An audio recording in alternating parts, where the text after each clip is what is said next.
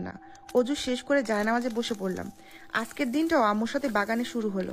আম্মুকে আর এ বিষয়ে কিছুই জানালাম না। আজ যেন আমার খাবার গলা দিয়ে নামছেই না। খেতে গেলেই মনে হচ্ছে পেট ভরা। সারাদিনও কিছু খেতে পারলাম না পানি ছাড়া। বিষয়টা হয়তো আম্মু লক্ষ্য করেছেন, তাই রাতে আমার ঘরে এসে জিজ্ঞেস করলেন, তোমার শরীর কি ঠিক আছে? কোনো সমস্যা হচ্ছে কি? আমি কিছু বলতে গিয়েও না সূচক উত্তর দিলাম। আম্মু কিছু করে আমার মাথায় হাত বুলিয়ে দিলেন। আম্মুকে কাছে পেয়ে আমি কখন ঘুমিয়ে পড়েছি খেয়াল নেই। আজকেও সে আগরবাতির গন্ধে আমার ঘুম ভেঙে গেল। ঘুম ঘুম অবস্থায় হাত দিয়ে আম্মুকে খুঁজলাম। আম্মু আমার পাশেই শুয়ে আছেন। আম্মুকে জড়িয়ে ধরলাম, কিন্তু আম্মুর শরীর কেমন অদ্ভুত রকমের ঠান্ডা হয়ে আছে। আম্মুর দিকে ফিরতেই একটা গতকালের কাফনে মোড়া দেহ ঠিক আমার পাশের বালিশে শুয়ে আছে। আমার শির ধারা পর্যন্ত কুজো হয়ে গেল। নিজের সর্বশক্তি দিয়ে একটা চিৎকার দিয়ে সেখানে জ্ঞান হারালাম। জ্ঞান ফিরল পরদিন দুপুরবেলা। পাশে আম্মু কাঁদতে কাঁদতে চোখ লাল করে ফেলেছেন। আমার জ্ঞান ফিরেছে দেখে জড়িয়ে ধরলেন। আমিও স্বাভাবিক হয়ে উঠে বসলাম। পাশে আমাদের পারিবারিক হুজুর এবং ডাক্তার উপস্থিত ছিলেন।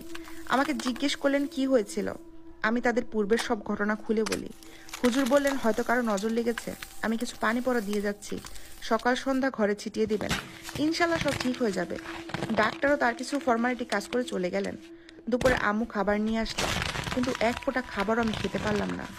মুখে নিলেই বমি চলে আসতো, এমনকি আজ আমি পানিও খেতে পারলাম না। আম্মুকে যথেষ্ট চিন্তিত দেখালো। আমি নিজেও বুঝতে পারছিলাম না এগুলো কি হচ্ছে। সন্ধ্যার পর থেকে একটা গন্ধ আমার নাকে আসতে লাগলো। না, সে আগরবাতির গন্ধ না, এটা অন্যরকম একটা পচা গন্ধ। এরকম গন্ধ আমি আগে কখনো অনুভব করিনি। রাতে আম্মু খাবার নিয়ে এসে বললেন, তোমার ঘরে এটা কিসের গন্ধ? ঢোকাই যাচ্ছে না। আম্মু আমাকে তার ঘরে নিয়ে গেলেন, কিন্তু গন্ধটা আমি এখনো অনুভব করতে পারছিলাম, যেন আমার সাথে সাথে গন্ধটা এই ঘরে চলে এসেছে। যাই হোক, রাতেও তেমন কিছু খেতে পারলাম না। বিগত কয়েকদিন ধরে খাওয়া দাওয়া ঠিক মতো না হয় আমার শরীর অনেক দুর্বল হয়ে পড়েছিল, তাই বিছানা গিয়ে ঘুমিয়ে পড়লাম। আজও আমার ঘুম ভেঙে গেল সে আগরবাতির গ্রানে।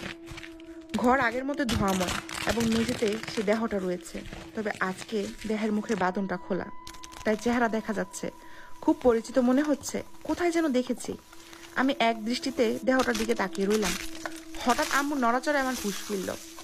আম্মু ঘুম থেকে উঠে বমি করতে শুরু করলেন এবং বলতে শুরু করলেন, এত বাজে গন্ধ, আমার নাড়ি বুড়ি বের হয়ে আসছে। উনি ঘর থেকে বের হয়ে গেলেন, বাবাকে ডেকে নিয়ে আসলেন। বাবা গন্ধটা উপলব্ধি করতে পারলেন। আম্মু আর বাবা মিলে আমাকে বসানোর চেষ্টা করলেন। এবার আমরা তিনজনে অনুভব করলাম গন্ধটা ঘর থেকে নয়, আমার আশপাশ থেকে আসছে। কারণ আমি যেখানেই যাচ্ছি গন্ধটা সেখান থেকে পাওয়া যাচ্ছে।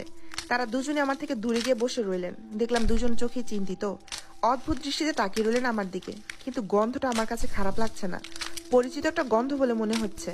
এবং আম্মু আর বাবার সামনে আমি সেই দেহটাকে দেখতে পাচ্ছিলাম।